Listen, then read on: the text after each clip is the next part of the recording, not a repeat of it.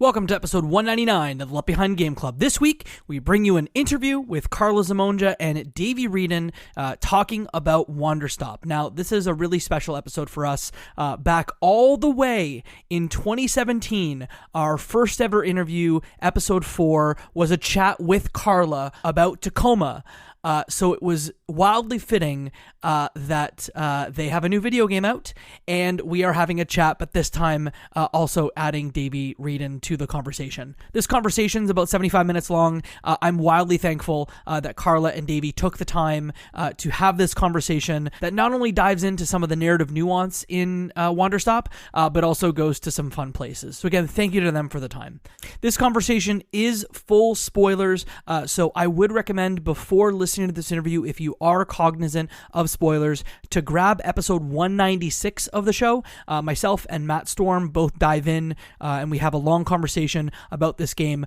So please listen to that and then jump in here if you've not played Wanderstop. Wanderstop's a great game. You should just play it. If you stick around to the end, you will hear some details about what we've got planned for episode 200, which is coming in just a couple of weeks. But before we dive into the episode, just a couple of pieces of housekeeping. If you like the Left Behind Game Club, please do us a favor. Give us a follow on Blue Sky, because that's where we are posting schedules for upcoming episodes. Now that we are not a every other week show, that's where we post our schedule. Send this podcast to a friend, because that's how people hear about podcasts. And please feel free to give us a review on your podcasting platform of choice. Without further ado, let's get into the interview. You're listening to the Left Behind Game Club.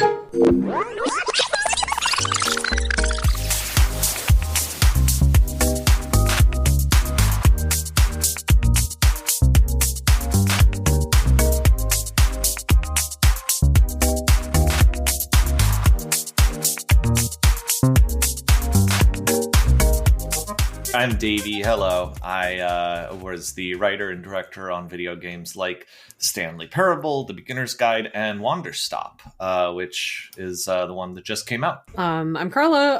I did editorial stuff on Wanderstop and have done narrative design, graphic design, and let me see if I can think of some more designs that I can shove in there. Yeah, television? Probably... Didn't you work in television for television a while? Television design? Yes, briefly. Designed televisions, like the boxes. Yeah, right. Absolutely. I used to work. I got my start in TV animation when I first entered the workforce after college, and I worked on Gone Home and Tacoma, and before that I worked on BioShock 2 and Zoo Tycoon 2 and sequels and Asheron's Call 1 and 2. So you guys made video games like sort of on your own, and then your collaboration kind of came together 5 to 7 years ago. How did you guys decide to make a video game together?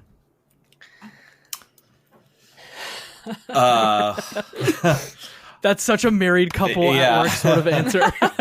Yeah.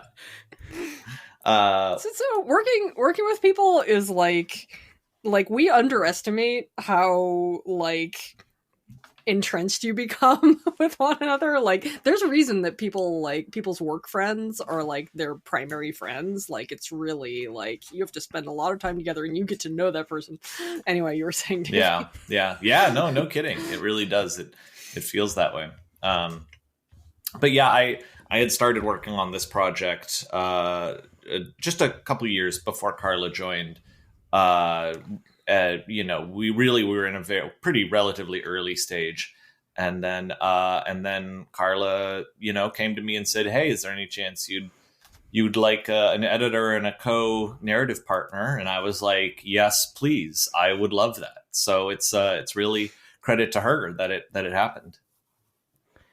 So you started the game on your own. Is it true that you started it as a Twine project, or that an early prototype was a Twine project? There was actually several Twine prototypes. A lot of experimenting, a lot of figuring out tone and intent and what the feeling of the world was meant to be, and ultimately even all of those were still far removed from what the final product ended up being. But in terms of sort of getting a sense of characters and the vibe of the world, yeah, several Twine projects.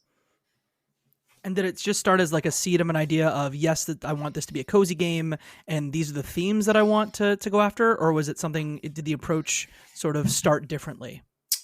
Well, remember that I started really this in earnest in 2016, and Stardew Valley had not come out yet, and cozy game was not a genre. Honestly, there was, so Animal Crossing was a big inspiration, but even something like Breath of the Wild was a big inspiration, it became an inspiration at some point where, the feeling of just this sense of openness and a sense of being able to just wander from place to place. I remember playing, this is how I felt a lot of the time playing Animal Crossing. That's how I felt playing Breath of the Wild, which is that like these are games that are kind of about like existing in the moment and taking things as they come up, as you see them, which I was just really sort of drawn to that idea in the sense that video games, or even the cozy game genre, most games in the cozy game genre are about doing stuff and about goals and objectives. And that's sort of a part of what defines the cozy genre. And so I think from an early stage, this concept of like, how, like, is it possible for us to make a game that raises the feeling of being in the moment to the forefront of the play experience? That was the starting concept. Do you tend to be someone in those type of games who wanders when you are given unlimited opportunity and things to do? You just sort of like let your mind wander and sort of just play? You are not.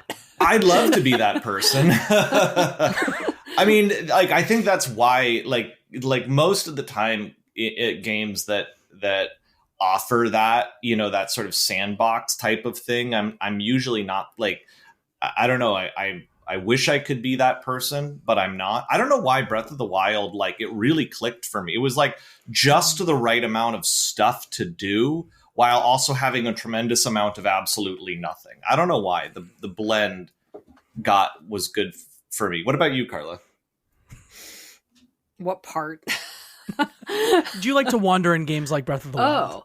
I didn't click with Breath of the Wild. I'm not a Zelda guy from the get-go, and so essentially, like, I don't know, how can I say this? There was so much like tutorial and so much like get through this stuff and kill all these things and do all these whatever, and I was like, I'm not interested in this. I want to wander, and I just couldn't.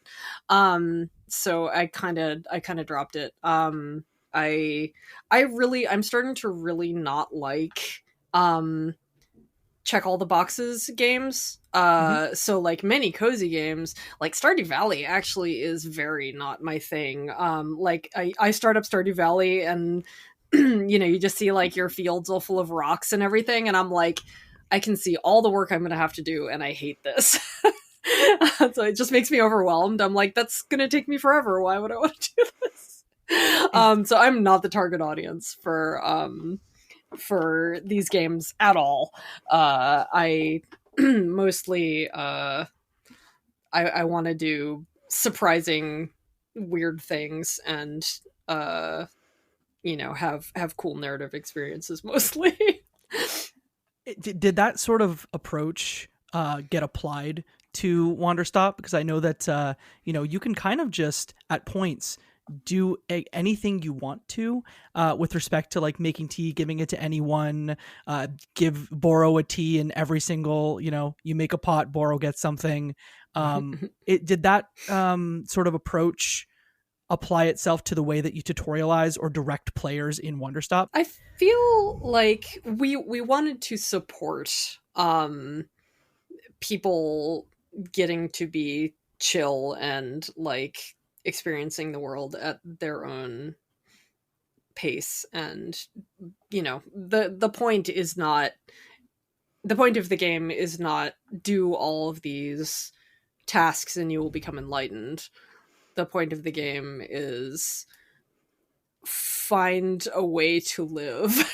Yeah, right. In order to do that, you have to do some exploration, and in order to do exploration, you have to feel as if exploration is possible and it's safe and it's like within the bounds of expectation, and you're not going to miss out on doing a critical game thing in order to do it. I don't know if we ever talked about this explicitly while working on the game, but I think that there's a part of me that at least I feel this way when I play games that extend this amount of like trust to the player and this sense of openness, that if the game presents you with this world that has things to do and trusts that you the player are prepared to like bring yourself and your thoughtfulness and your awareness to it, that it almost is like the game extending an olive branch of trust, right?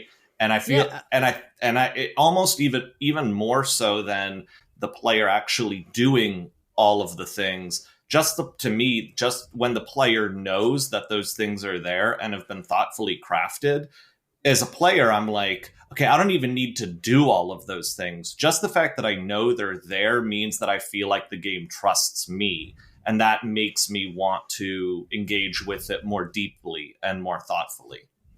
Yeah, trusting the player is definitely an important value of mine personally. Like, you know, gone home in Tacoma where you can literally like pick up all the stuff and throw it in a heap if you fucking feel like it. Like, the player is allowed to do this, and they're trusted not only to do what amuses them, but also to pay attention to the story where it suits them, and put together pieces of it where it suits them and figure things out.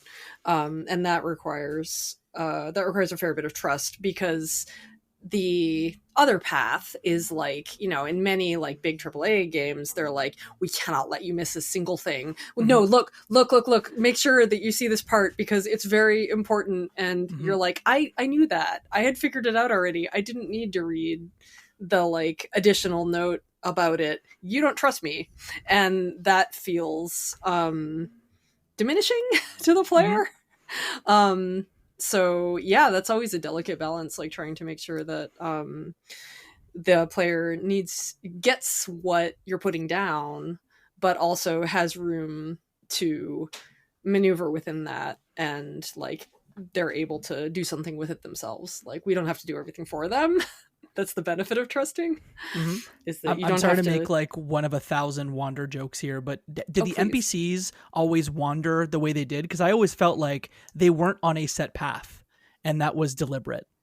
And maybe they are on a set path, but it's just a very elaborate set path. They go to nodes, right? Well, so they actually have. We over time we developed what's a fairly robust AI system underneath that determines what they do. You probably wouldn't realize how much is in the guts of the AI system just by looking their little at heads. It. But just to be clear, that's non-LLM AI. That is computer NPC. Yes, old AI. Brain simulation. Just to be clear. Yeah. But they basically they all have a variety of needs, and there are different objects in the environment that all call to those needs and give and tell them certain things to do. And one of those things is there are like little paths that they might be inclined to walk toward, or to walk along, or an area of that they might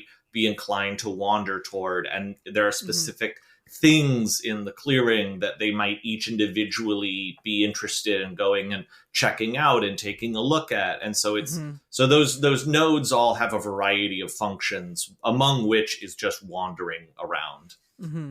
But they might totally have like quote unquote thoughts in their little heads where they're going, I'm bored, I'm gonna go look at the big cherry tree, and like they can do that. I was gonna say Monster's path seems just more chaotic as you went through it. Yeah. Yeah. Well, and she got a bunch of fun stuff too, where we would put a bunch of, again, stuff that we don't really draw too much attention to, but she can, leave drawings around the shop and little mud sculptures. And so there's things like that are a little bit different, depending on just kind of the randomness of her AI. Did you have a niece or nephew that inspired Monster? Because it must be tough to have a character that is as chaotic as Monster. It's funny. I have a nephew now, but I didn't at the time. But Monster is so weird. I think she was the first character that I wrote for the whole thing. There was in sort of a very early phase of experimenting with like dialogue choices. I was using it's Inkle is like not so Ink is the dialogue language that wait Inkle is it's like Ink is like a visual scripting thing for narrative. Inkle is a little platform that hooks into it's like a middleware-ish thing. And I was experimenting with that to figure out like the tone of kind of characters and dialogue choices and the first thing I wrote for that was just I was just imagining a shop, and then like an 8-year-old girl runs into the shop and just starts barging around and doing stuff and being chaotic. And I don't know why, but it was just like really fun for me to write this character. And I couldn't tell you like what was the impetus for that or the inspiration, other than, I mean, I think it was literally just that I wanted a character who was going to be very like active and spontaneous, so that dialogue choices would feel impactful. Like she goes bang, and you're like, do you play dead, or do you go, that's dumb, that's not a gun? And so I guess from a structural standpoint, that was really meaty to me to get into like, oh yeah, what are all these dialogue branches going to go? And in the final thing, Monster's dialogue actually branches very substantially, like more so than most other characters, which I think is a holdover from that early thing that sort of inspired her. But she was there from that early stage of writing that little thing. She was with me all the way through the end, and one of my favorite characters to write for the whole thing. Some of the characters were much harder to write than others, but Monster felt effortless. And I don't know why. She just tumbled out. Well, we had, I remember some of her first incarnations, she was very... She was very pulled punch-y. Like she didn't have a whole lot of like true annoying childness. And I remember we kind of went back and forth on that a little bit, like, because she definitely started out being a little bit more like inoffensive, like, oh, wacky and fun. And I was like, kids are shitty and annoying. We should at least have a little bit of that. Even though it will totally like, some people will be like, I'm alienated, but it's truer and it will make her feel more real as a character. And so I remember we definitely had like a little bit of back and forth on that, but make her a little bit difficult so that then when she gets a little bit more self-awareness and learns some things, it can feel earned. The contrast feels stronger.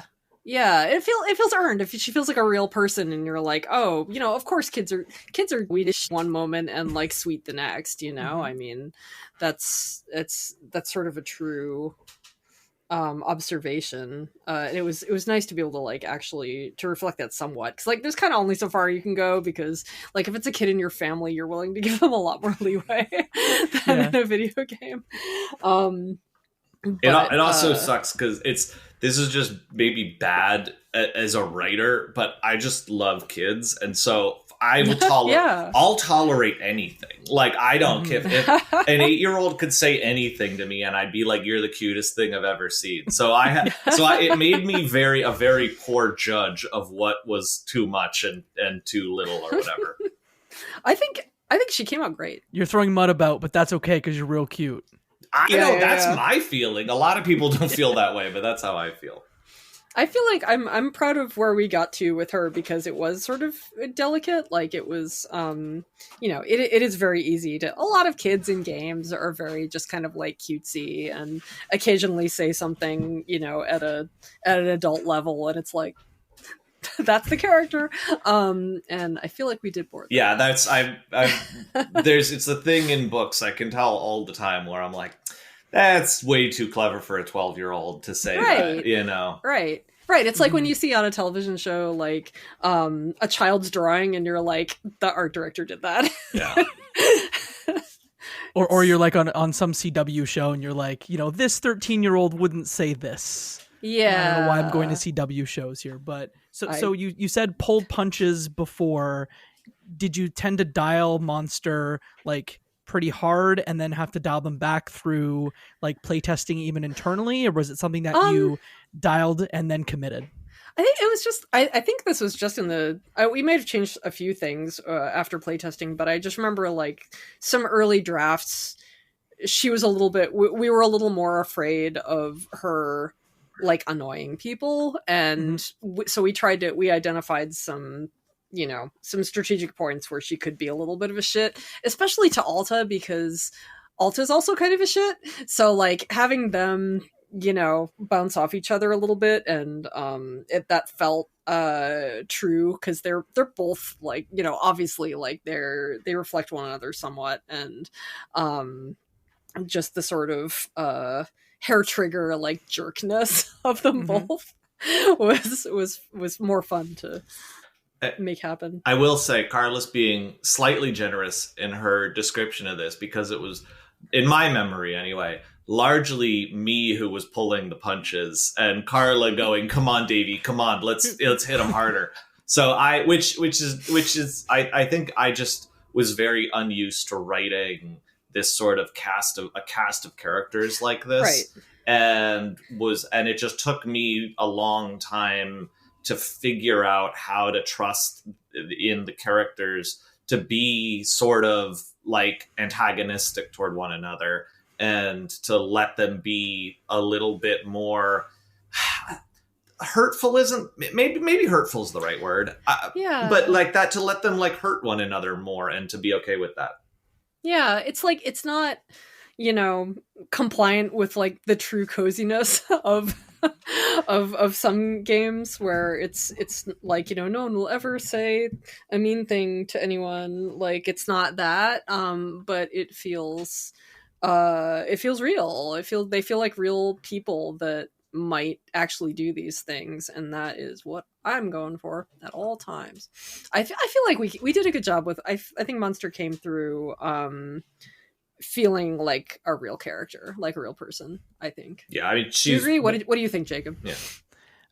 Yes, Monster is a character that Monster's a character that, again, I don't have children, so I don't want to.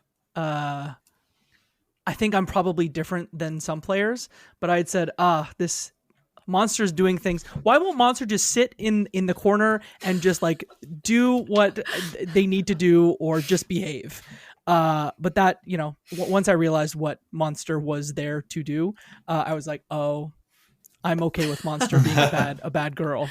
Yeah. Well, and for us, it really, when we started to figure out that, for me, like a real turning point was getting to, the pain that Monster is going through, and seeing that more clearly, and that was a really fun turning point for me personally, of getting to, same with many of the characters in the game. I mean, there's many characters that started out sort of broadly as caricatures, and as we dug in and figured out what the pain was underneath, they all became so much richer and more interesting.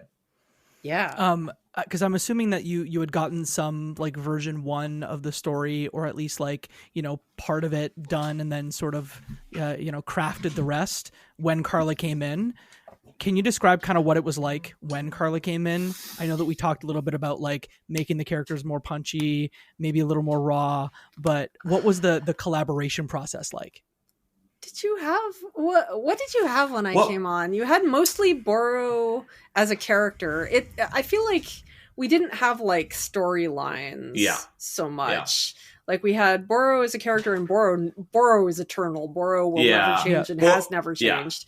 That was the only thing I got right before Karla showed up.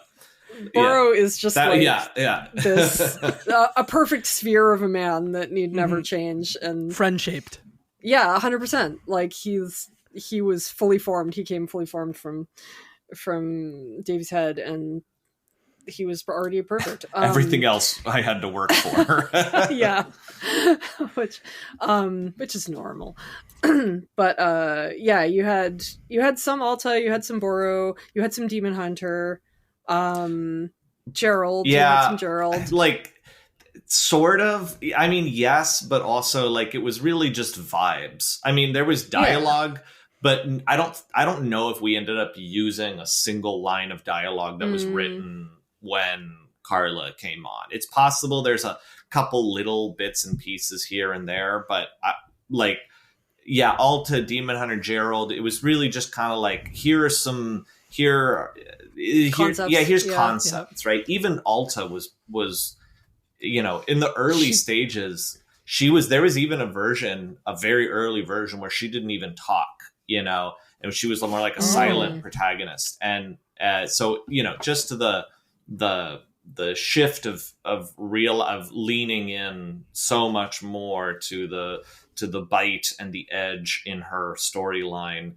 I don't think any of that, very little of that was really there, except in broad, sort of strokes.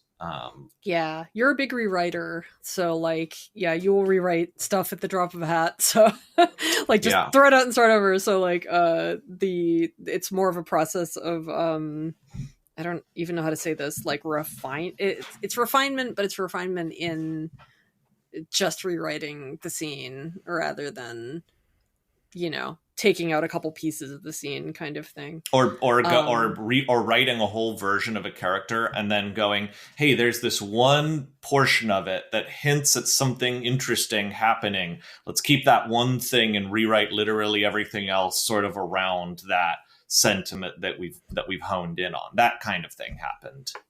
There's a lot of that.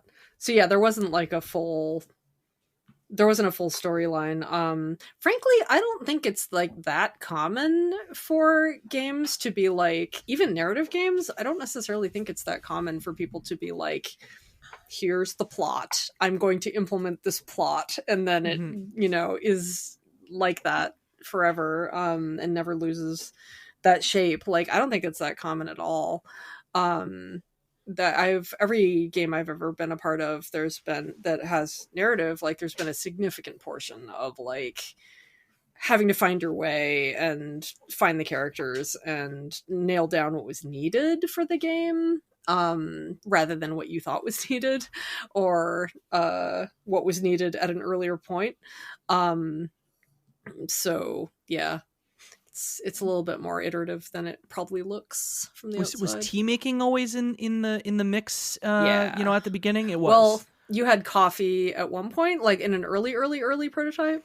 Yeah, I wanted coffee because I like coffee a lot. Same. But gameplay wise, it made way more sense to go with tea, and so fairly early we just was should it be tea? Should it be coffee? Should it be? And then we just started to the point where we're going to solve a million problems if we just make tea the primary thing. Yeah, coffee has so much, making different kinds of coffee has so much, real world valence that already exists, and people sort of, already know what to expect. And it's just really? You're gonna make a game and make people make, mocha lattes or something? And it's just, I don't know, it's not nearly as satisfying as getting to, define what tea is, period.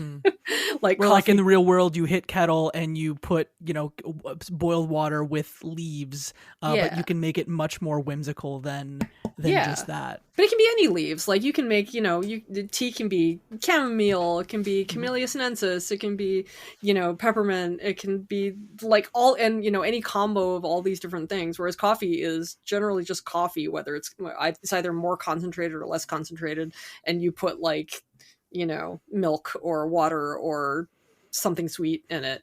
And it's kind of like, one of these things is like a base with, yeah, you know what I mean? You can tell what I'm trying to say. Yeah. The device you make tea with is so beautiful. I'm wondering how, like, where you drew inspiration. Did you watch a lot of marble videos on YouTube to get to a point where you get this beautiful object in the game? No, that was so much iteration. I forget, like, I went through a bajillion versions of like, how to make this stuff, what should the machine look like? And it was actually, I was just scrolling through concept art, and I saw something of a giant orb, and I was like, that makes a lot of sense. Like, gameplay wise, that would work. And then we went through, it was like, how many orbs should it be? And for a while, there were little rail cars that went in and out of the orbs. And anyway, it was just, that one, there was no one moment where it came together. It was just like, okay, we've got kind of this concept for 3 orbs, and then our art, our art team, just really kind of took that and said, okay, what can we do with this? How much can we make? How much interesting, kind of visual sort of delight can we get out of this without losing the core mechanical component to it? And they went through a lot of iterations, and then there's the interactivity with it, which is a whole nother layer. Yeah, exactly. And the UI that needs to go on top of it, and the animations and the camera, the way that the camera moves around. But the Tea Machine was something that everybody on the team touched at least a little bit in some way. And it took a long time of that. I mean, it was even ladder. Like, ladder was fun to navigate around the main device, and I just saw the work in it. Where I'm just like, oh yeah, that was ladder. Aura. Ladder is so smooth that just seems like work. Yeah, that was Aura. She did that herself, and she was the technical animator who just set up all this crazy, like, just fully mad, like, IK, rules and calculations that made it make sense. It took years to refine it. Are you both heavy tea drinkers in real life? Was there something you researched as you were preparing for the game that you learned about tea that you didn't know about tea? I don't think there's a lot of realism about tea in the game. It's what's there to say. It's hot water, and you put stuff in it. I mean, if it's hot and you put something in it, that's tea, baby. He's right. That's tea. Does that make soup tea because you put noodles in it? I'm not interested in playing your taxonomy. Then I won't talk about tea, and I'll kind of talk about how you brought coffee back into the game. I adored Jerry, Larry, Terry, Harry, and their very bad business presentations. Delightful. How much fun did you have coming up with their very bad slides? That stuff is kind of my like little comfort bubble, my little that's the space I go to for little easy wins, that when I need something like that.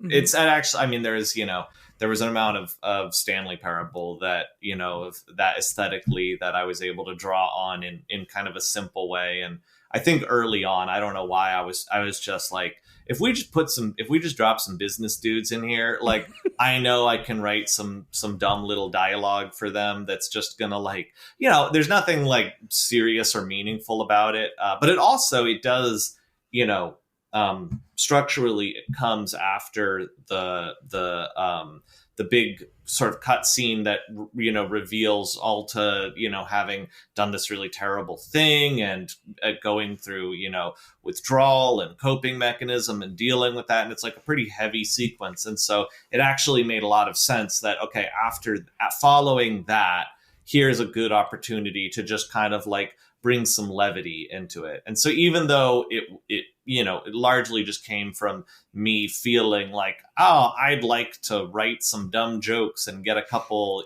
like simple laughs out of people, it ended up having a little bit of role in the larger pacing of the game.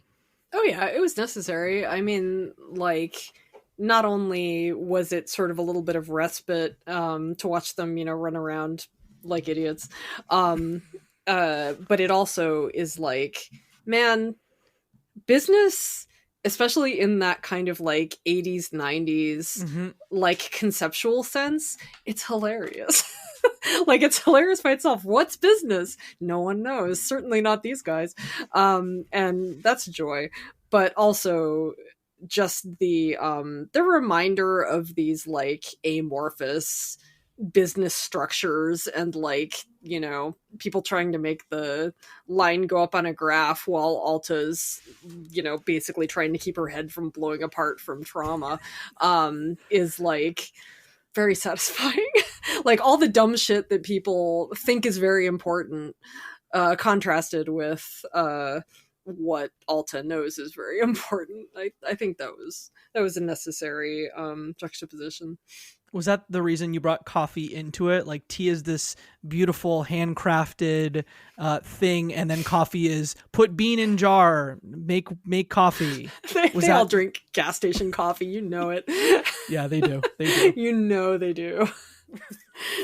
Do you have to? Is it hard sometimes to think about the player and go, like, when do they need comedy given all the trauma that I'm throwing at them? Oh yeah, we did a lot of that. Thinking of that, yeah. And it's tough sometimes when you have characters that like go back and forth within a sequence, and you're like, okay, you're going to be going back and forth. We don't know where you'll be in the conversations between these two people, so it's a little bit of hopefulness that it doesn't, that they don't do a thing in some exact way that ends up being like too jarring. I mean, there's definitely times where, God, we had a lot of these things where like some like a character would have like a really like bummer kind of conversation with you, and something really sort of heavy or weird, and then Boro would come up and be like, let's talk about how like the photo camera works, and I just, there were so many times in the game when I was like, I would be like, man, we need to change the priority, because we had a whole system of priorities of different conversations. So like if Boro had multiple things to say, okay, let's make sure he says the one that's more relevant to whatever the thing is that's just happened. And so there was, I mean, God, there was so much of just like playing it, or watching other people playing it and seeing them be like, oh wow, the way that they played it had this, really heavy conversation back to back with a really, vapid, silly conversation, and trying to just, tweak. Obviously you can never get it perfect, but there's a lot of just tweaking those little numbers as much as possible. Trying to get you to ramp in and out of the really rough stuff. Yeah, as cleanly as we can, you know. But then having both like silly and really heavy stuff, you can have tea in front of a waterfall and learn about your background, but then there's also Dirk Warhard also. Yeah. At least with Dirk Warhard, you can choose when to read the Dirk Warhard book. You can be like, I'm not in a Dirk mood right now if you don't want. Did Dirk just happen? That was like a moment where you're like, I'm going to write about Dirk. Like, where did Dirk come from? I'm pretty sure Davey just sat down and started writing, and the whole thing came out, and we were like, all right, print it. Well, that's more or less what happened once. That is more or less what happened. But what the thing is, we were, and it's one of these things, I wish we'd had like a recording of this, but we were in some call. There was some team call. And I know we had talked about like, oh, it'd be fun to have books that just have whole little, entire stories that you can sit and read them if you want. And I swear what happened was we were on a call, and I think I said something about, what kinds of books would be fun. And we were just kicking around a bunch of concepts. And I believe that someone on the team said, like, a Tom Clancy style book would be would be fun, and that was like something like locked on there. And I was like, oh, that, like, and it was one of those things where as soon as they say it, you're like, yes, I know exactly how to do it. And it basically, I just sat down and just wrote like basically that whole first Dirk Warhard novel like right away, and then. That was it. We initially we the concept we were kicking around was like, what if there were all of these different genres of like parody, that basically like will do spoofs on all of these different, genres, like a fantasy novel and a whatever. And then after we did Dirk Warhard, it was kind of like, I don't know, man, I think we should just make more of these. And so that's what we just ended up basically going all in on Dirk Warhard. And what you're saying is you're going to ghostwrite the next Tom Clancy novel. Is clearly in the next step here. Yeah, well, I don't know about that, but maybe if they want to if they want to publish Dirk Warhard as a Tom Clancy book, I'd be willing to talk with Ubisoft. Or even a physical Dirk Warhard book at some point, right? I'd love to do a physical Dirk Warhard book. I'd love to have some sort of reason to write more of those stories. That would be a lot of fun. They are delightful. You talked about team calls and, sometimes ideas coming from everywhere. Can you talk about how the team sort of evolved at Ivy Road over time? I'm assuming the team started very, very small. And I'd love to know kind of how it scaled over time and how quickly that happened. I started, really putting prototypes together in like 2016, 2017, and then starting in 2018 was a fairly slow process of building up the team. And, it was quite a slow process, by like 2020, I think we only really had like 10 people, something like that. There's, team building is like, there's no real framework for it. Unless you're trying to be like a friggin', I don't know, unless you're trying to be some sort of extremely rigid, like unfeeling business apparatus. Right. But, for us, it was, we tried really hard to be thoughtful about it. And that just means making a bunch of calls in the moment of, what do we need and who's available. And, it was a slow process, but there's really no tricks to it. It's just a lot of hard work. When Go ahead, Karla. When you're a small company of pretty much any stripe, everyone is so case by case. Like, as Davey alludes to, like you cannot just be like, I would like a mid-level senior engineer with a specialization in gameplay and AI. Like, it's kind of like, it's a lot harder to do that. And not to mention that a lot of people with those kinds of titles are primarily experienced in much bigger companies where the structures are totally different. And so, like, coming to work in a smaller company is a huge adjustment for those people, and sometimes that doesn't work. And so it's a balance between trying to find people, like, obviously you want people who are right for the job, but sometimes the people who are right for the job don't look on paper like they're right for the job, and so that's the whole thing. Yeah. Is it something that you guys ended up managing teams as well? And would that have been like one of the first times you've managed a team as large as you had, or is it something that you're like, old hat Jacob, I've managed teams for a long time? Definitely not my first, or definitely was my first time doing anything like this. It was your first rodeo. It was my first, yeah. Did you like the rodeo? It was, it was an okay rodeo. All right. There's some tweet that I saw somewhere that was like, right. Who are these? Yes. What are all these bulls doing here? Why is a guy is writing them? What is incredible? This is my first rodeo. Anyway, that's how I felt. I was like, what's going on? But, yeah. I had managed like sub teams, like, like art teams and, things is sort of like smaller groups here and there in the past. But like, this was a lot more, a lot more kind of situations. So I had some subset management there, but like, it was definitely there was some adjustment, getting used to how everybody works, and because everybody's different, and how all the norms of the company, and it's always just a different animal every time. And would you have started working like pre-pandemic also, and then had to like work from home as well? Because I'm assuming that adjustment was fun, like everybody went through. Wow, what an adjustment! What happened. Yeah, that's what happened, and it sucked ass. Yeah. Did you need to spend a lot of time on tools, or was it more about just people, or was it both, or was it everything was on fire?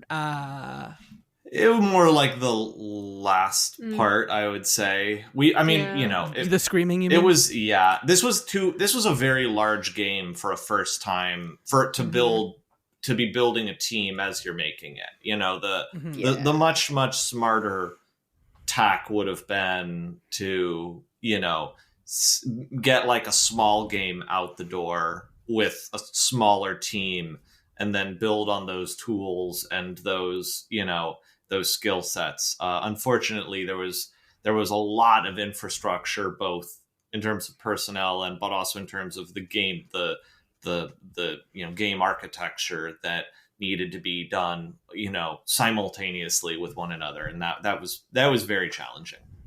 Not to mention, as you sort of alluded to earlier, what with COVID beginning to destroy us, we essentially ended up with like hybrid work from home, work from office. Like, we wanted to be in the same place when possible, but it was very seldom possible, and so we had the sort of awkward some people are like, I'm not gonna go into a building with anyone right now, and some people didn't, and so then it's like, now you have to worry about propagating information to those people who didn't, and how do you do that, and like just general team cohesiveness stuff that we have all like kind of learned how to do in the past like 5 years or whatever, but back then at the beginning of those 5 years we were not good at them. So does your team now have a fun ritual that you go through every week? Does everyone have tea time? Is that on the cal, or is it is it more casual with your rituals? Well, I'm taking a break right now. That's what's happening. Right now is break time and refocus and get mental and physical health back up. I think they have. I think they have like they have a lot of like water cooler Discord hangouts, as I recall. That's been a pretty regular thing for really especially since the pandemic, when that was like, oh, okay, well, that's the primary way that we hang out now. So you worked on the project for like 7 years. Is it hard to stay motivated on one project for that long? Poor Davey. Yeah. At a certain point, passion wanes and spite takes over. Is how it goes. I'll show them. I'll prove something. I don't know who them is. You get to a certain point where you're like, I need to do this because I started it and I need to finish it. Damn it, which is not necessarily a healthy attitude to have about something. But I think when you get that many years into a project, I'm envious of people who can maintain their passion for one thing for that long. But I don't know that I necessarily maintained it constantly through that whole time, unfortunately. But it was, I don't know, it was important to finish it. It was important to do it right. And you get to a certain point where it's a little bit of sunk cost fallacy. You're like, well, I've already put this much into it. If I back out now, it's just going to waste all the time that I put in. So, you're like, okay, well, let's just see it through to the end, In the end, just to get back to the writing, because I think I have a few more questions there. Wren is a character that I really loved. Wren is coolish. Wren is coolish. Sort of. Wren has a tragic thing. Was Wren hard to write? Because Wren is the thing that devastated me emotionally the most. I don't remember him being hard to write. Wren, I'm going to say Wren was probably the easiest character to write in the whole game. He was. Yeah. He came right out. We figured him out. Yeah. He snapped into place early, and once we knew what his deal was, it just worked. Yeah. And That was a dream, right? Well, it actually was. Initially, it was not a dream because, going back to the pulled punches, the first iteration of Wren was really just a character who, he knew Alta. Super fan. He knew Alta, and he was like, oh, you're Alta, you're great. I adore you. And it was just kind of that one note. It was just that. Mm-hmm. And that kind of parasocial, and super fan thing. Yeah. And I just didn't know what else to do. I was like, I don't know. That's kind of a cool idea. And Karla and I really were we hammered on it. But we didn't have to hammer that hard. There were some of these characters that we did. All that happened was, in my memory of it, we were just talking about Wren, and Karla just said something very offhanded about, how it's interesting that you're, avoiding conflict between your characters.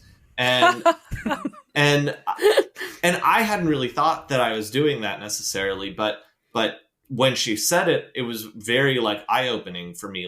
Oh, am I doing that? And I remember coming away from that conversation and being like, I wonder if any of our characters could be more of an asshole. And I don't know why, but Wren was just the most. Maybe it was because he had a feeling of we're not doing enough with him, we need more. Mm-hmm. And so it was, the way he kind of talks was already, I kind of had that in mind of this, a guy who, is excited to tell you about a conversation he had with his guru over the weekend, right? Or something, that, just that kind of guy. There was almost a wellness guy, if you will. Yeah. With this tinge of toxic masculinity to him. Yeah. And then basically was just okay, well, what if that guy was an asshole, right? Mm-hmm. Yeah, but a crypto, not in the sense of, you know what I mean, a hidden asshole, subtle asshole. Yeah, an asshole in the way that so many guys are, where they're I see you. I know what your problem is. Yeah. Just do what I say. And they don't know what your problem is. But Alta being at a point in her life where she will try anything, and also she's really vulnerable to people who kind of think like her, being pushing her back into that role. That was his job, is he was oh, you need to try harder, you just haven't done it right yet. And that was his sort of viewpoint. And it really does follow from the sort of super fan thing. You see people talk about this when they're online personalities, kind of, and they're people first, they hang around and they're wow, you're cool, and then they try to control you. And then what? But and you don't see it, and looking back, there are these obvious warning signs, right. And so he was one of the first characters that we first realized. We were oh, every character in this game reflects some aspect of Alta, and he reflects a lot of Alta. Yeah. He has a lot of her in him. He's just he's a slightly different path, and he hasn't quite gotten to the point that she has gotten to, but he thinks he's much further down the path. And so Alta's a complete sucker for him. Yeah. Up until she realizes that he's behind her, you know what I mean? And if she could be like that again, she would. Right? She would, yeah. And I was proud of his going around and finding out arc. I thought that was really satisfying, where we're he gets some consequences for how he's living his life, and that is very cool. And the hubris was his demise. That was the last thing. But yeah. yes, exactly. His hubris sort of leads to, and he doesn't necessarily learn anything from it either, right? No. He may someday, but not right now. All of this, all like everything we've just said, it was like the minute that we took that character as he was originally and just said, what if he's an asshole? It was almost he fell into place. Immediate. Yeah. Everything just fell into place, and it was the simple. I mean, you as a writer, you kill for moments like that in your life where it's it just falls so simply and elegantly, together. And with Ren, it was that's probably still a highlight of working on the whole project. He was so primo, like he was such a satisfying character to work on, and like there is really something about that. Pardon me. There is really something about that dynamic where it's like, who are the people who annoy you the most? They're people that are kind of like you, but they're not doing it in the way that you think is right. And like, who are the people that you're the most interested in? They're people that echo with you somehow, so like there's that kind of like push and pull thing where Alto was simultaneously really vulnerable to him and also probably really annoyed with him at the same time. And man, just a really satisfying character to deal with. I love Ren. He sucks. So we talked about Monster and Boro and Ren a little bit. Was there a character that was exceedingly difficult that like really didn't come together until you had a eureka moment, or at the last minute things came together? I mean, Nana was already there. So yeah, Nana was hard. We knew who Nana was, but she was hard to write. Like that was She really, like, every line of hers was like, it required a lot of work. It was a lot of effort that went into getting every single line of hers correct. To make it funny every time in exactly the right way, but her character was so clear that like it never felt like wasted work. I feel we probably the one we probably went back and forth on the most was Zenith. We did have a lot of that because Zenith was so hard to place her role in the picture overall, and even now, I have a feeling that if we were to get another shot at this, we would go back and take even another pass at it. But that was probably the one that resisted us the most in terms of figuring out what who that character was and their role in the bigger picture. Yeah, they were it became clear at a certain point what we wanted them to do, which was like, hold out hope unintentionally, that completely irresistible hope of being able to get something without having to change your behavior. Yeah. And because that's so strong. But they were worked to like emotionally balance, because they had to be like kind of detached enough that they couldn't know that they were doing this to Alta. Or else, then that makes it a totally different vibe. And then they had to have their own agenda such that they could move on in a way that was interesting and still in the world, and so that Alta could be like, what are you doing another project? That's not me. How could you be doing this? And like, so I guess there's sort of the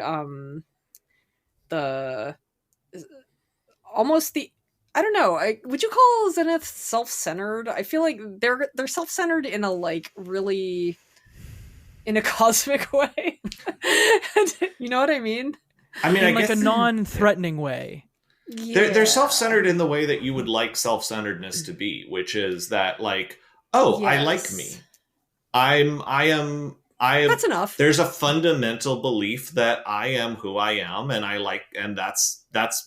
There's no inherent, qualitative assessment of it. It's just, I am me, and that is it, and that is everything. Yeah, they're really secure. Yeah. Which Alta is like 0% secure. Yeah. So Yeah. they just made no sense to one another. Talk about someone being different from you being interesting, you know? Yeah. Like that's a situation where it's like, oh, you're different than me, and I want to be that, you know. I would like to be as secure in myself as you are. Right. So that kind of made it a little simpler conceptually, just because it's so easy for Alta to look at Zenith and be like, I want that. Yeah. But you know, that's not how it works. Did y'all have a lot of fun with the evolution of the character in like a physical sense? Because I think the transformation they go through is fun visually. Oh yeah. As they become Lord Business. Right. Yeah, that was, I mean, that basically, you know, all our art department just kind of nailed that. And, it was so fun. came up, you know, with all those iterations. And then our you know, particle effect team added all of those little things to where when Zenith is walking, like the trail that they leave behind is like has little business icons on it. You know, it's a subtle touch. I don't know if you can see it, but that was just something that someone added in. We were like, that's amazing. Like that's so good. And so really that was just the kind of thing where you hand a concept off to a talented, you know, team and they just nail it. Yeah, the art team just went ham on it. Like they just figured out all the things it needed and they did it. It was so good. I just have a few more questions here before we wrap. I want to talk briefly about the end of the game. What choice do you anticipate most players making at that last like small choice that you have before the credits? What do you expect most players to do? To be honest with you, I have never once thought about what more people will do. We don't track it. It's kind of just not interesting to me because I think that I've heard more people say that they stayed. But it like the difference is so small in terms of, and that philosophically, that's kind of what that moment meant to me, was like the inevitable is going to happen. And you are making this little decision about what the specific experience of the inevitable looks like for you. And I think that's a theme of the game generally that felt very important to me. And so it felt, you know, equally as important to me to say, well, then that's just your personal thing. And the specific expression of it and the way it looks for you is yours and it belongs to you and nobody else gets that. And so I never even really thought too much about or reading into or assessing any persons. It's the same with, you know, saying, you know, do you think you're going to be a fighter again? It's just like, okay, that's just for you to say whatever it is that feels right for you.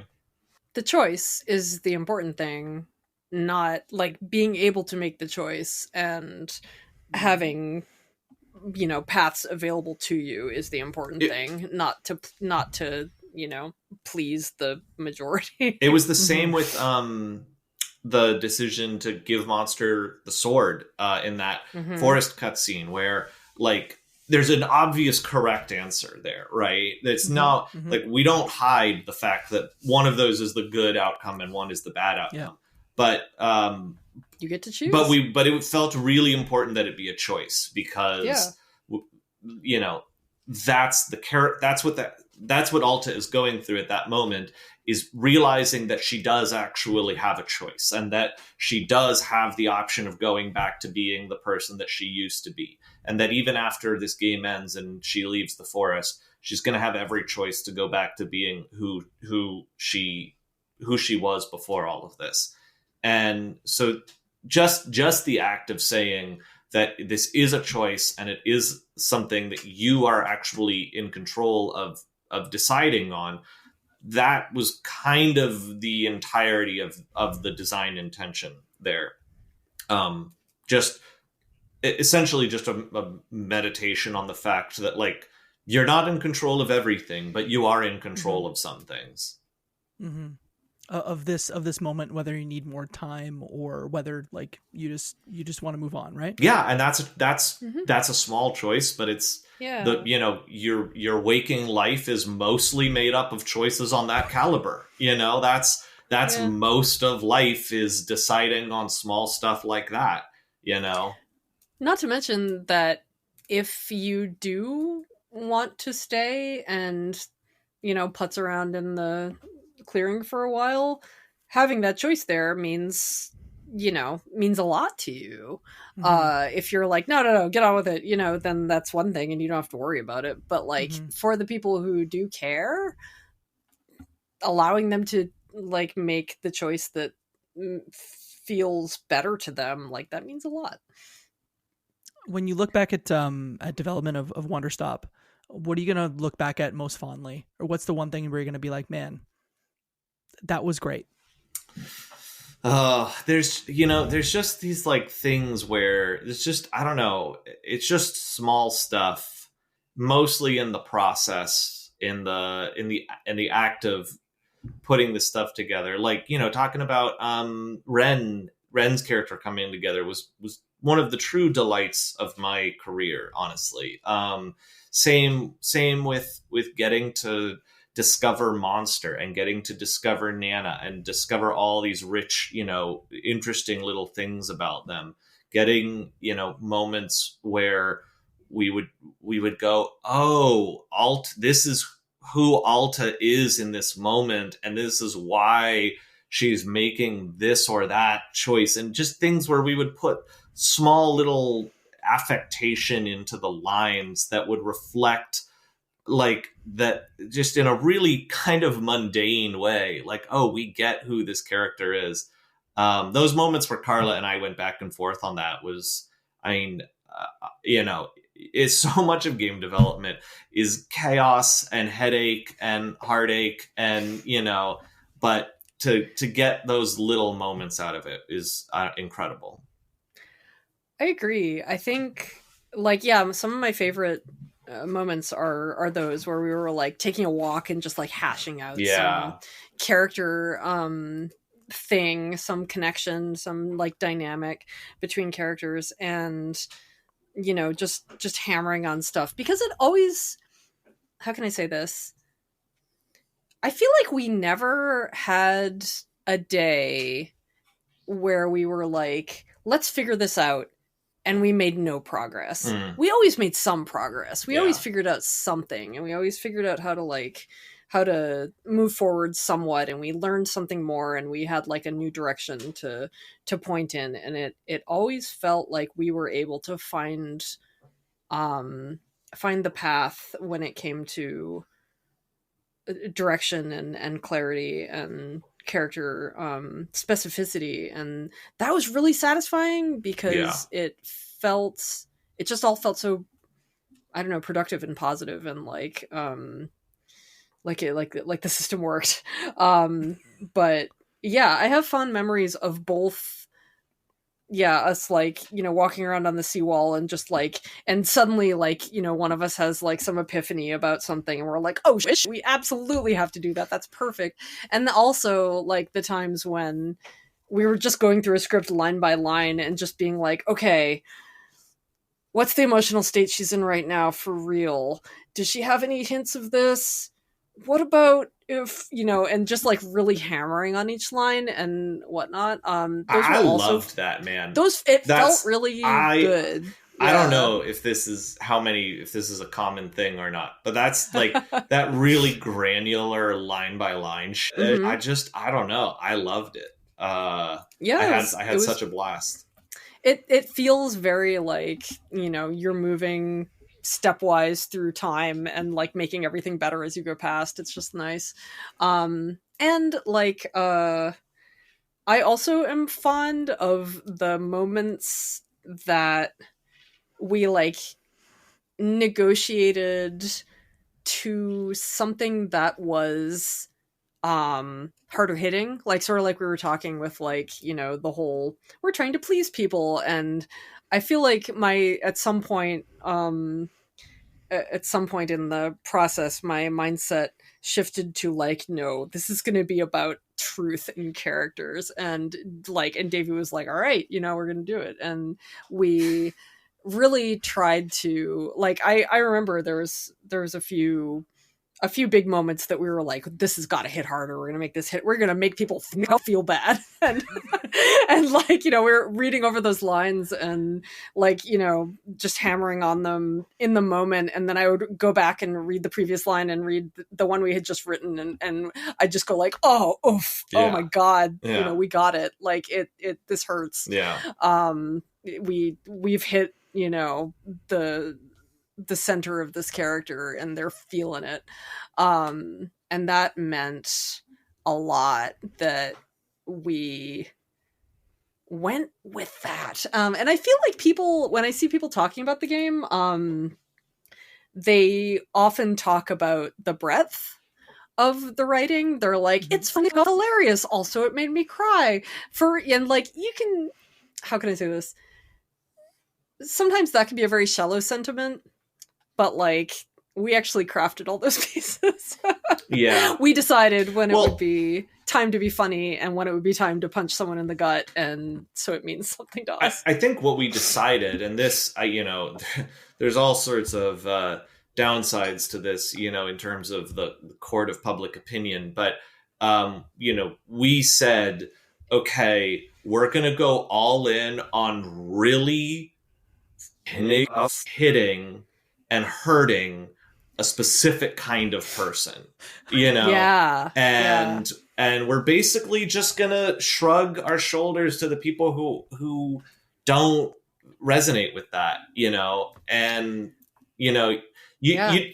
it's harder to win like awards or whatever when that's your philosophy, but I wouldn't change it because I think that the specificity, it was very satisfying to work on being like, oh, I know the person that this is for, and I'm imagining this specific reaction and this specific way of being slammed in the chest, and I'm going full ham on that, Yeah. And those specific ways tend to be kind of like combos of Davey and my thinking, so like it gets both of us, even though we're pretty different. And definitely, yeah, there was definitely sort of a synergy where like we tried to figure what would hit home best for both of us in a lot of situations, which is probably the biggest concession we made to like trying to please more people. But like, it's art isn't for literally everyone on the planet. Like you have to connect with it, and you think you're going to connect to something via like generic openness. You're not. That's not how it works. And people will either have the empathy to, look through the personality differences and find something interesting, or if they're really lucky, it'll be like aimed squarely at them and they will just walk into this cute cozy game and just get knocked right over, which is a delight like to think about. But like specificity is necessary for connection. It's always a little homogenize that. It's always a little weird to me when someone, and I've had a couple people say like, yeah, I don't connect with Alta at all. She's not at all like me. I still liked the game. And I always found that a little weird. I'm like, you like this, even though it's, which, yeah, I get that that's like obviously like a feasible thing. But it's still surprising to me, just because I sometimes assume that like, if you aren't in this exact mindset that this thing was kind of created from, that it just might be tough to really, land it. Yeah, I don't know. See, like, how can I say this? I feel like if it's not you, if you're like, I'm not an Alta, this has nothing to do with me, you can still enjoy it as a story of someone going through all of this stuff. Like, if you aren't an Alta, you probably know someone who is. And so, like, there's room for that. But like, also like, man, seriously, there's no part of you in this. Like, you're never stubborn. You never like have a hard time giving up on something. Like, this is like, these are very common ideas, and like, hang-ups that we have as people, and like surely there's something you connected to. Well, or even identifying the relationships between the characters we spoke about, and like those relationships if you don't identify with Alta. Well, those can just be fun, or it can be like, you know, literally like you've never been mean to someone in a conversation, you know, and then worried about it or whatever. Sorry, what were you saying, Davey? Well, I think there's another component to it, which is that in video games, the reference point is a little different, right? If you're reading a book and you're like, this protagonist is completely different than me, right? Or if you're watching a movie or a TV show, I don't know, there's just more language for that. I feel like in video games, we're generally more conditioned to expect to relate to the protagonist, which is probably why there are so many silent protagonists in video games. But it's true. You know, that is just kind of the reference point that we have, that, you know, we go through, and so it's tempting, you know, to want to lash people to a specific kind of resonance, you know, when it comes to the characters that they're embodying, because they're literally playing as that person, you know. Right. Yeah, it's true. Yeah, that's definitely a tension, for sure. Yeah, I don't know. I think there's a lot of room in games for stuff like that, where it's asking you to inhabit a role that isn't super comfortable. Like that's a unique property that games have. Like, I guess you could do that in like a drama class or a tabletop game or something. But like, I don't know. I think that's a satisfying direction to go in, and much like reading a book in which the perspective character is different from you, I think you can learn a lot from it, and I don't see the problem. Well, there's no, go ahead, Davey. I don't know. I'm being deliberately Well, it occurs to me as we're talking about this. Artsy. It occurs to me as we're talking about this that I think in the world of small independent games and more niche games, there is a certain sort of movement of people embodying perspectives from, like, say, different cultures. You know, like I just played Despelote, which was Despelote from the rules. And, so good, God, which was fantastic. But also, and this is, I hope I don't sound like I'm diminishing what Despelote did, but at least Despelote can say, here is, like, it's Ecuadorian culture. It's a moment in time. It's a specific event that happened, and they can at least say, you know, here is the specific thing the journey that I'm taking you on. And it's kind of documentary. Yeah, there's an aspect of there's like a thing you can, like a pin you can place on a map almost. And you know, when we get into something that's more like, oh, here is a mental model of the world that a random person has, thinking about representation of that kind of mindset is just a little bit trickier, because you have less pins that you can put on the map to say, to orient the person around. Which I don't mean to make this sound like making games about cultures, like, you know, other cultures is easy, but there is, at least we have a language for that, or to be like, I have this specific, you know, mental disorder, and here's a game about what that's like, or whatever. Right. Yeah, in a way, like, the Wanderstop it's like a meditation on what it is to be this way, you know? And that's... But it never says what this way is. And that's... Right. And that's kind of that's almost like a paradox of this whole thing, is that you have to play the thing to figure out whether or not you are the thing that it's trying to tell you about being, right? That's an interesting point. Yeah. Yeah. That's true. Which I'm not saying I would have done it any differently. I really like that, but I also, it does make, now I'm in hindsight, I'm like, oh yeah, that is hard to that's hard. It's hard for it to find its people. Exactly. Right. Exactly. Yeah. Like, how do you find, how do you filter out for, you know, or not that you need to filter out, but, you know, as a creator, you would love that. You would love for it to find the people that it's for. and for everyone else to off is, you know, Right. what you would, what And you'd not like. say, hey, this game is about this. If you experience this, please play this video game. Yeah, You just want, you just want want it to find its people. Yeah, is it Right. too much to magically ask that the exact people that this is for find it and play it, and enjoy literally no one else, and that it all just happens effortlessly? Correct. Is Might that, be too much is that to so ask. much to ask? Is that so much? Yeah. Might be. Yeah. Might be. I have one final question, and then we're wrapping it up here. You talked about Despelote. You've obviously shipped Wanderstop. I'd love to know, what are you reading, playing, watching in your time as you rest, recuperate, and recover? That is the final question. Yeah, Despelote was great. Highly, Yeah, it's so highly, good. highly recommend it. So good. Yeah, 100%. Check yeah. it out. I love that shit so much. Yeah. I love see, I'm secretly just an artsy fartsy dork at heart. Like, I just want that like really strong perspective to, like, bring me into your world. Like, let me know. This is great. I love that stuff so much. But yeah.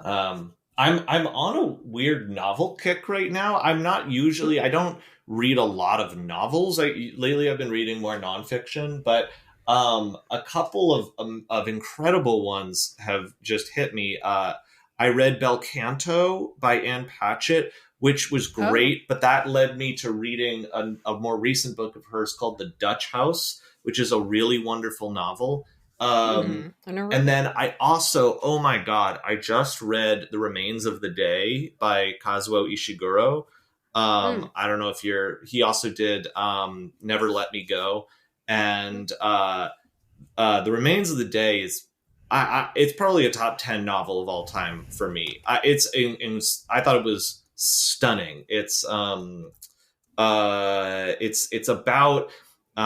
in the mid 20th century. It's about the butler of a kind of fancy classic British manor in the style of Downton Abbey or something, but he's essentially the last of the like old style butlers. And so it's a whole meditation on what dignity means to him and the history of butlers as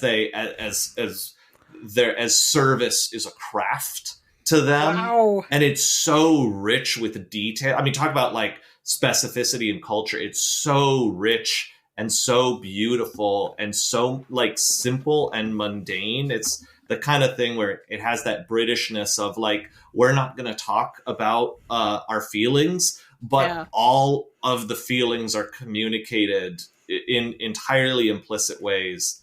That is just a mastery of craft, I think. Okay, that sounds like I would love it. I'm 100% going to read that. Have you watched the film adaptation yet of The Remains of the Day? You have? I have not, no. Have you, Davey? Watched the film? Yes, I did. I watched the film after reading the book. Yeah. How is the film? The film's good. Don't get me wrong. I'm not saying the film is bad. But once you read the book, you're like, come on. But once you read the book, man, because the whole like a central theme of the book is what is not explicitly said, right? That is like what, again, it's that classic Britishness of, you know, we're going to sort of put on a mask that hides everything. And I think that the film, by definition, it clarifies things that that the book relishes not clarifying them and letting you interpret them and letting you figure out the meaning that's underneath the veneer.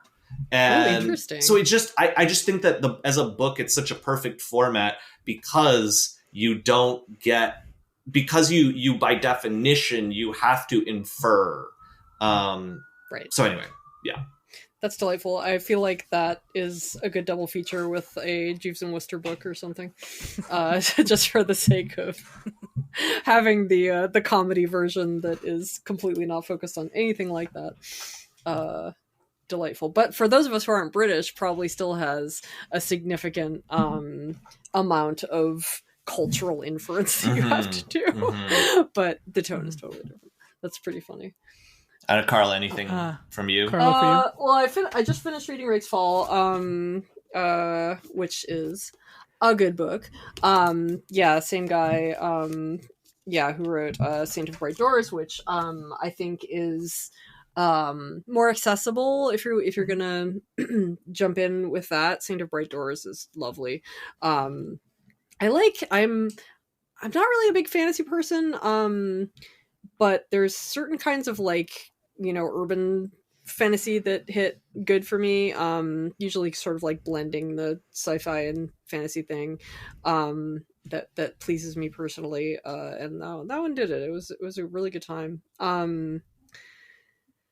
And let's see what all else in the world. I have been listening to I listen to a lot of tabletop actual play podcasts. And there's one called Oddity Roadshow that has been my favorite for a long time, and it's very comedic, but also there's a lot of real emotions in it, and I generally find the balance to be pretty satisfying. The characters are really well developed, and the actors really, the players really lean into figuring out what their characters' arcs are and making it happen. It's just like, it's a good time, but it's also said Oddity Road for that one? Oddity Roadshow. Oddity Roadshow. Yeah. I personally enjoy it. What else? The new Fantasy Life just came out. I'm gonna play that soon, but I haven't yet. That was my last question. Davey, Karla, thank you so much for the time today. Love your game. Love your games. Appreciate the time today. Thank you so much for talking to us. Yeah, it's great to chat. All right, so that is our chat with Karla Zimonja and Davey Wreden. Again, big thanks to them for taking the time to dive into the making of Wanderstop. We love the game, and if you haven't played it after that conversation, please go do that. Episode 200, we are getting the entire crew together, and we are going to build the list of essential games that we have played on this here podcast. In addition, we are going to be sharing some voicemails from folks who have listened to the show, who have been on the show. If you're in the Left Behind Game Club Discord and you still haven't submitted that voicemail, you still have a couple more days to do that. So join the Discord, leftbehindgame.club/Discord, and you can do that. That's it for now. You will hear from us very soon with episode 200. And that, my friends, is one less interview left behind.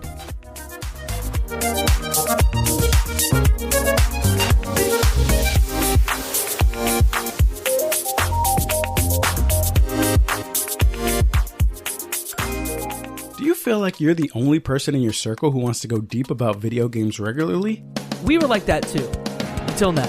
Welcome to Crossplay Conversations, the brand new bi-weekly topical video game podcast from Luke Lewis, Joseph Hooper, and Jacob McCoy. With many years of breaking it down separately on shows like the Left Behind Game Club, Player Podcast, and Lukewarm Games, the gang is finally coming together to publish their gaming group chat in audio form every other week.